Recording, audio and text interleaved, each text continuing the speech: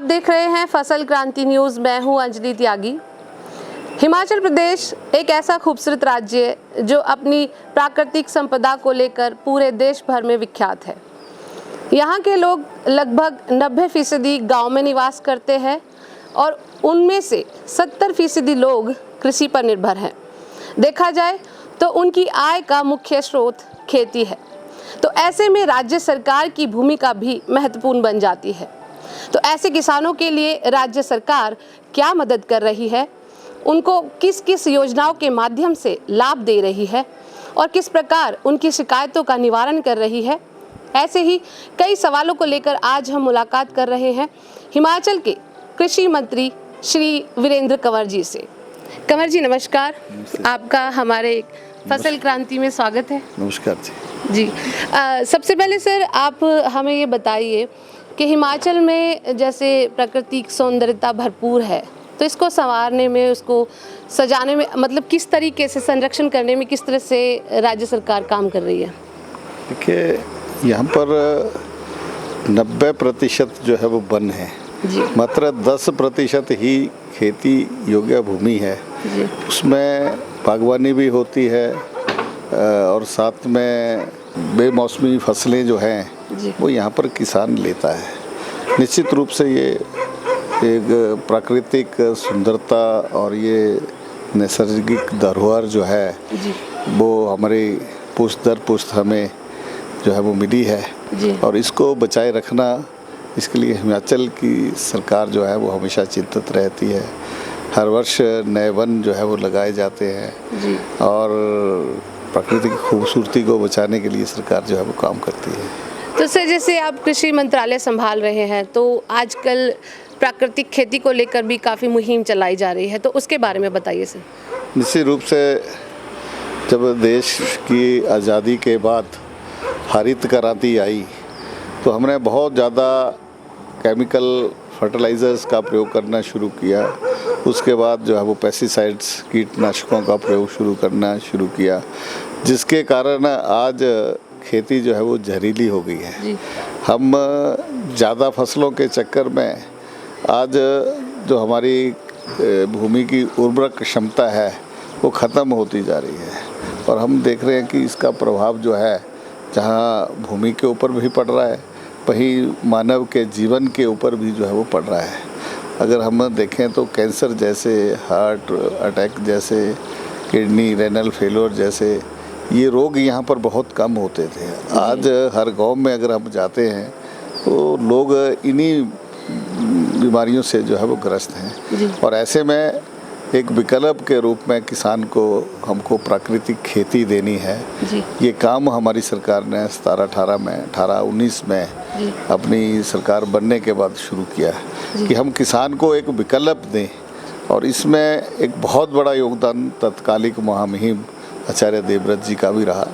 उन्होंने हमें अपने कुरुक्षेत्र में फार्म हाउस में ले जा कर के, गुरुकुलम में ले जा कर के जो है वो हमें जो प्राकृतिक खेती का मॉडल हमें दिखाया और उसको हिमाचल प्रदेश की सरकार ने, धन्यवाद करता हूँ मुख्यमंत्री जी का कि उन्होंने आते ही इसको भी जो है वो अडॉप्ट किया और पहले ही बजट में जो है वो प्राकृतिक खेती और खुशहाल किसान योजना जो है वो यहाँ पर शुरू की और बजट में जो है वो 25 करोड़ का प्रावधान किया। पहले वर्ष 50,000 लोगों ने जो है किसानों ने इसको अपनाया, लेकिन आज हमें इस बात की प्रसन्नता है कि 1,71,000 किसान जो है वो इस मॉडल को जो है वो अपना चुके हैं। अब हम धीरे धीरे किसान को जो है वो अपनी पुरानी स्थिति के ऊपर ला रहे हैं, क्योंकि 25-30 वर्ष पहले हमारे बुजुर्ग जो थे वो इसी तरह के मॉडल के ऊपर काम करते थे कि हम केमिकल खेती नहीं करते थे, हम स्वयं गांव से जुड़े हैं। तो मुझे याद है कि जब हम 2nd और 3rd में पढ़ते थे तो उस टाइम यूरिया आया था, तो हम छोटे थे तो हमें कहा गया कि थोड़ा यूरिया जो है वो मक्की के पौधे के पास रखना है, तो हमें ये ड्यूटी मिलती थी। लेकिन उससे पहले कभी इस यूरिया का और कीटनाशक का जो था वो प्रयोग नहीं करते थे। मैं ये समझता हूँ कि जिस तरीके से हम आगे बढ़े हैं, आने वाले समय में हिमाचल प्रदेश पूरे देश को एक दिशा देगा। अच्छा सर, जैसे प्राकृतिक खेती में आपने बताया कि 1 लाख से भी ज़्यादा किसान इसे अडॉप्ट कर रहे हैं, तो क्या इसको लेकर इस मुहिम को शुरू करने से पहले कोई सर्वे करवाया गया था कि हाँ यह मॉडल हमारे राज्य के लिए बहुत ही अच्छा और बेहतरीन विकल्प है? देखिए, किसान विकल्प चाहता था और हमने किसान को ला कर के ट्रेनिंग देना शुरू की। किसानों ने अपनी स्वयं प्रेरणा के साथ इस मॉडल को जो है वो अडॉप्ट किया है और आज जहां किसान खेती में ही नहीं, बागवानी में भी इस मॉडल को जो है वो अपना रहे हैं और उन्हें जहां जहां प्राकृतिक खेती से जो उपज पैदा होती है या प्राकृतिक खेती से जो बागवानी में सेब या दूसरा फ्रूट पैदा होता है, लोग वो उसकी इतनी डिमांड है कि लोग वहाँ से ही उठा करके जो है उसको ले जाते हैं और पहले से ज़्यादा पैसा जो है, जो दूसरी जो रासायनिक खेती से जितनी आमदन होती है उससे ज़्यादा आमदन जो किसान को होती है और इससे खर्चा भी कम होता है। ये शून्य लागत है, इसकी लागत में किसान की जो है वो कमी आती है। सर, लेकिन कहीं ना कहीं किसानों के अंदर एक भ्रम तो होता ही है कि अगर वह पूरी तरह से प्राकृतिक खेती पर आता है तो उसकी उत्पादन क्षमता पे बुरा असर पड़ सकता है और इसके अलावा जनसंख्या को देखते हुए अगर प्राकृतिक खेती पे पूरी तरह से निर्भर होते हैं तो क्या उत्पादन में कमी नहीं आएगी और खाद्य सुरक्षा पर संकट नहीं बन पाएगा? देखिए, इसमें जो अब तक की जो स्टडी उसमें आई है जी, उसमें मात्र 1-2 साल थोड़ा उसमें थोड़ी कमी आती है, लेकिन 2 साल के बाद जो है वो कमी पूरी हो जाती है और उसमें लागत भी कम आती है और प्रॉफिट जो है उसमें ज़्यादा आता है। तो जो कमी है वो उसमें पूरी होती है, लेकिन हम किसान को इसमें मजबूर नहीं करते हैं। मतलब कि किसी के पास 100 एकड़ ज़मीन है तो हम किसान को ये कहते हैं कि आप 1 एकड़ 2 एकड़ में जो है या जिसके पास 25-30 एकड़ है, आप 1 एकड़ में जो है आप काम करिए और लोग जब आपको लगेगा तब धीरे धीरे जो है वो इसको दूसरी ज़मीन में जो है वो इसको अडॉप्ट करेंगे इस पैटर्न को। नहीं तो अगर नहीं लगता तो ना करें, लेकिन अधिकांश जो किसान एक बार शुरू करता है वो धीरे धीरे वो आगे बढ़ता है। सर, नेचुरल फार्मिंग के से जुड़ा ही एक सवाल है दूसरा कि जैसे सरकार अब नेचुरल फार्मिंग की तरफ जा रही है तो ब्लॉक स्तर पर पेस्टिसाइड्स और केमिकल युक्त उर्वरक खाद को बिल्कुल पूरी तरह से बंद कर दिया गया है, लेकिन उसका फ़ायदा जो है वो बाहरी जो उर्वरक और पेस्टिसाइड्स और ये बेच रहे हैं वो उठा रहे हैं, वो डबल दामों पर इसे बेच रहे हैं। तो इसको लेकर क्या सरकार को इस कंट्रोल कर रही है? देखिए, जैसे जैसे डिमांड कम होती जाएगी हम उतनी केमिकल्स और ये जो दूसरे हैं उसको कम जो है वो प्रदेश के अंदर जो है वो मंगवाएंगे। अभी तक हमें कोई ऐसा सर्वे नहीं किया है कि हमें कितनी कमी आई है, लेकिन हम इसमें सर्वे करेंगे, थोड़ा और काम करके फिर इसका सर्वे करेंगे, उतना हम फर्टिलाइजर्स जो है वो कम परचेज करेंगे। जी सर, चलिए सर, अभी आप पंचायती राज विकास का भी मंत्रालय संभाल रहे हैं। इससे जुड़ा एक सवाल है कि गांव में पंचायतों को मनरेगा के लिए जो मजदूरों को क्या पेंशन के तहत लाया जा रहा है? ऐसा एक मीडिया रिपोर्ट में आया था कि मनरेगा को के तहत मजदूरों को 60 वर्ष के बाद पेंशन दी जाएगी। देखिए, ऐसा ये केंद्र का विषय है जी। प्रदेश में अभी तक कोई ना ऐसी डिमांड आई है, ना कभी इस विषय के ऊपर चर्चा हुई है जी। लेकिन मनरेगा को हमने श्रमिक बोर्ड में लेकर के आए हैं जी। और श्रमिक बोर्ड में जो बहुत सारी सुविधाएं जो श्रमिक बोर्ड में दी जाती हैं, जैसे जिस मनरेगा वर्कर के 90 दिन पूरे हो जाते हैं उसके बच्चों को पढ़ाई करने के लिए हम स्कॉलरशिप देते हैं, उसको इलाज करवाने के लिए साल में 1 लाख रुपए तक की सुविधा देते हैं और क्रिटिकल केयर में 3 लाख रुपए की भी सुविधा देते हैं। अगर वो हिम केयर कार्ड के साथ जुड़ जाता है उसमें भी हम कोई पैसा हम नहीं लेते हैं, तो उसमें भी 5 लाख रुपए तक का स्वास्थ्य बीमा जो है वो सरकार उसमें करती है। अगर कोई एक्सीडेंट हो जाता है तो उस डिसेबिलिटी के हिसाब से उसकी मदद जो है वो इलाज के लिए सरकार करती है।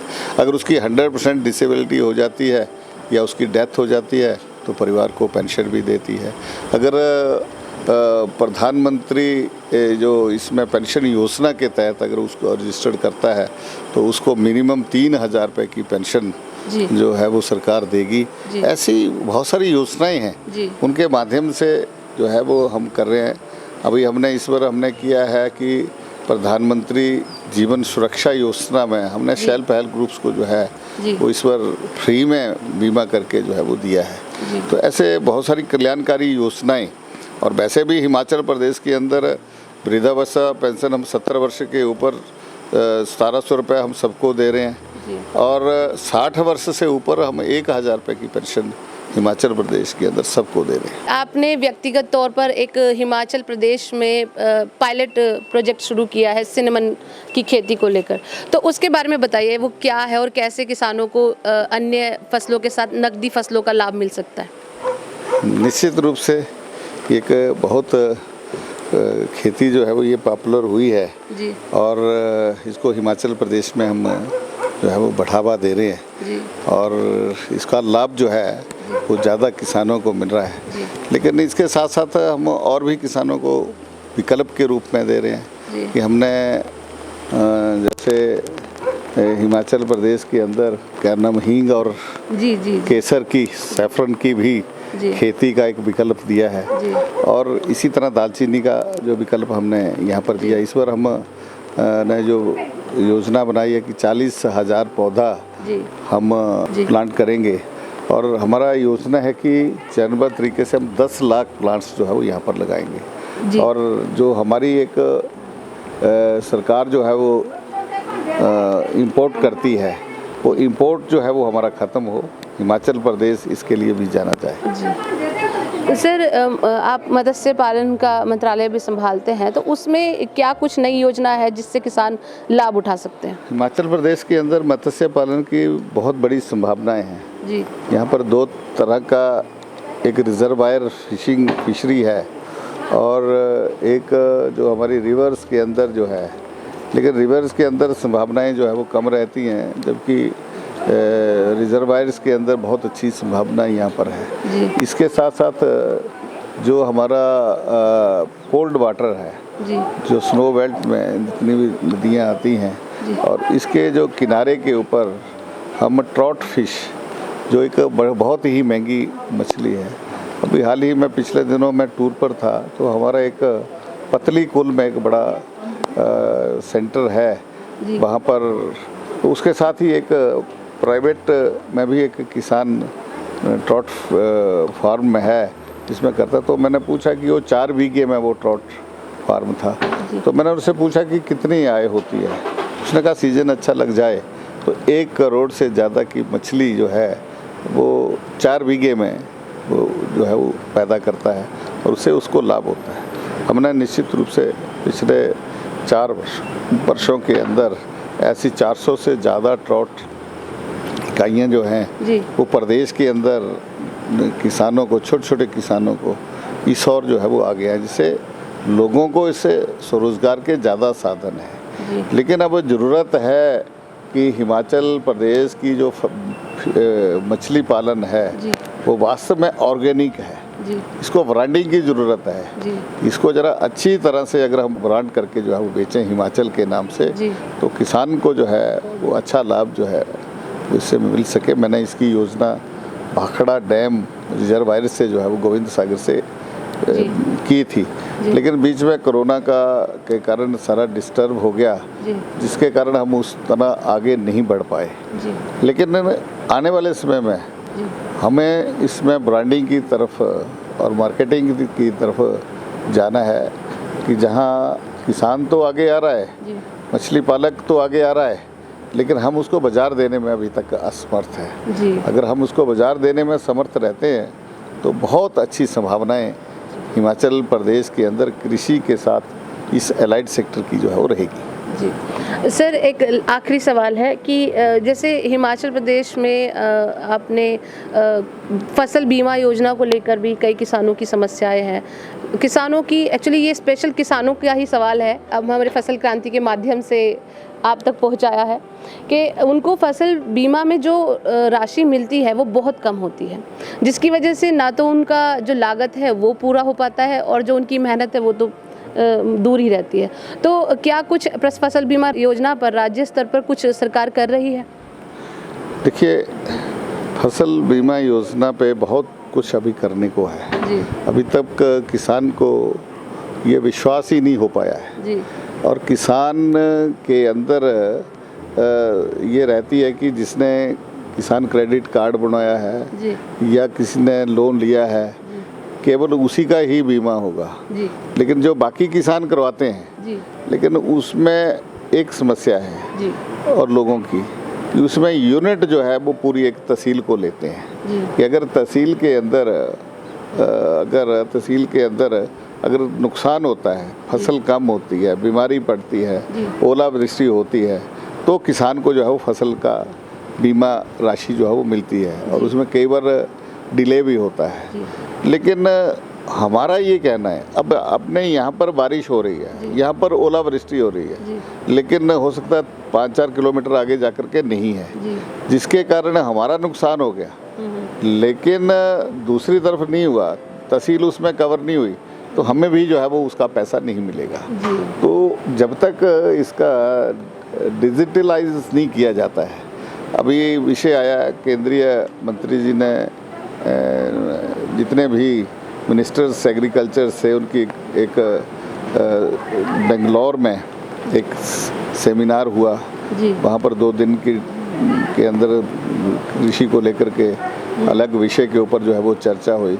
तो इस विषय को आया है, हम डिजिटलाइज की तरफ जो है वो आगे बढ़ रहे हैं कि किसान का और पूरी तरह से जियो टैगिंग करके, जियो मैपिंग करके जो है किसान की फसल को जहाँ नुकसान होता है और उसका तुरंत ऑनलाइन जो है उसका भुगतान भी जो है वो साथ हो, बीमे के साथ साथ। ये संभावनाएं हम यहाँ पर तलाश रहे हैं और जल्दी हम हिमाचल प्रदेश के अंदर इसमें प्रधानमंत्री बीमा योजना के अंदर सुधार ला करके और प्रचार करके जो है किसान को सीधे तौर पर जो है वो लाभ देने की कोशिश करेंगे। पशुओं के लिए भी आप बहुत अच्छी योजनाएं हिमाचल में चला रहे हैं, तो उनके बारे में बताइए कि किस तरीके से पशुओं को संरक्षण दिया जा रहा है। हमारे यहाँ तो 2 तरह की समस्या यहाँ पर है जी एक समस्या है पशुओं की जो स्ट्रे है, जो किसान ने छोड़ दी है सड़कों पर, और मेरे ख्याल ये सारे देश की समस्या है। लेकिन प्रदेश के अंदर हमने करीब 60 और 70% तक इसका निजात कर लिया, कोई समस्या का समाधान कर लिया। 36,000 स्टे एनिमल्स थे, अब हम तरह 20,000 से ज़्यादा जो है वो हम उनको आश्रय दिया है। अब आने वाले 5-6 महीने के अंदर हम ये संख्या 80% तक जो है वो पहुँचा देंगे। दूसरा, जो यहाँ पर अच्छी नस्ल के हमारे एनिमल्स होने चाहिए, उसके लिए हमने हिमाचल प्रदेश के अंदर एक सेंटर ऑफ एक्सीलेंस डेयरी हमारे यहाँ ऊना में स्थापित हो रहा है। अभी हाल ही में मोदी जी डेनमार्क गए थे, तो उन्होंने वहाँ की सरकार के साथ एक MOU किया था, तो वो सेंटर यहाँ पर खुलेगा, जो एक नई तकनीक किसानों को जो है वो दी जाएगी। दूसरा, हम इंडिजिनस ब्रीड की तरफ बढ़ रहे हैं कि ये जो साहिवाल और गिर और रेड सिंधी जो है वो हमारे यहाँ क्लाइमेटिक बहुत अच्छी है और उसको हम यहाँ पर प्रदेश के अंदर बढ़ावा दे रहे हैं कि किसान पशु कम रखे लेकिन अच्छी नस्ल के रखे। यहाँ पर हम मुर्रा फार्म भी यहाँ पर स्थापित कर रहे हैं और अच्छी नस्ल किसानों को उपलब्ध कराएं, ये व्यवस्था जो है वो हम समय समय पर जो है वो कर रहे हैं। तो हमसे जुड़े हैं कृषि मंत्री हिमाचल प्रदेश के वीरेंद्र कंवर जी। उन्होंने हमें बहुत महत्वपूर्ण जानकारी दी, हिमाचल में चल रही योजनाओं के बारे में अवगत करवाया और उम्मीद है कि हिमाचल के किसानों के लिए यह सभी योजनाएं लाभकारी साबित होंगी। इसके अलावा आप फसल क्रांति से हमेशा यही उम्मीद करेंगे, यही आप फसल क्रांति में देखेंगे जो किसानों से जुड़े हित के लिए हमेशा सदैव सवाल उठाती रही है। आखिरी बार हम मंत्री जी से सिर्फ फसल क्रांति के माध्यम से यही जानना चाहेंगे कि वह हमारे दर्शकों को, हमारे किसानों को जो उन्हें देख रहे हैं, उनके लिए क्या संदेश देना चाहेंगे। मैं हिमाचल के किसानों को इसके लिए बहुत बहुत बधाई देता हूँ कि हमारी हालांकि लैंड होल्डिंग बहुत कम है, 2.5 बीघा है, 3 बीघा है, लेकिन हम बेमौसमी फसलों में बहुत अच्छा काम हिमाचल प्रदेश के लोग कर रहे हैं। लेकिन बहुत सारा एरिया भी ऐसा है जहाँ पर हमें बहुत कुछ करने ज़रूरी है। हम हिमाचल प्रदेश के किसान हैं हम जहाँ खेती से थोड़ी बहुत फसल लेते हैं, वहाँ हिमाचल प्रदेश के अंदर एलाइड सेक्टर को जो है वो ज़्यादा बढ़ावा दें। कि हिमाचल में हमारे जो एक कृषि पद्धति रही, हमारे जो बुजुर्ग करते रहे कि परंपरागत खेती हम करते थे कि कुछ खेती से हमको आय होती थी, तो कुछ मुर्गी पालन से होती थी, बकरी पालन से होती थी, कुछ सुअर पालन से होती थी, फिशरी से होती थी। लेकिन हमने अब एक ही सेक्टर की तरफ आगे बढ़े हैं। हमने ये सारी चीज़ें छोड़ कर के, हमें लगता है कि ये घाटे का सौदा है। हमें जो है वो जाकर के महानगरों में जाकर के नौकरी करनी है।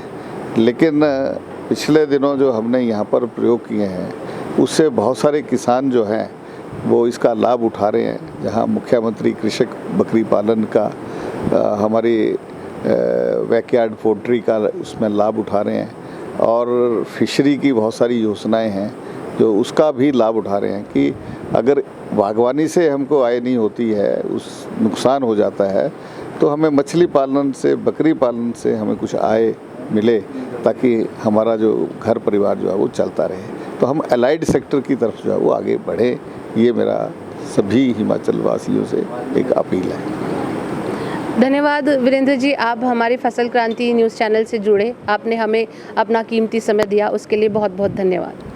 धन्यवाद जी।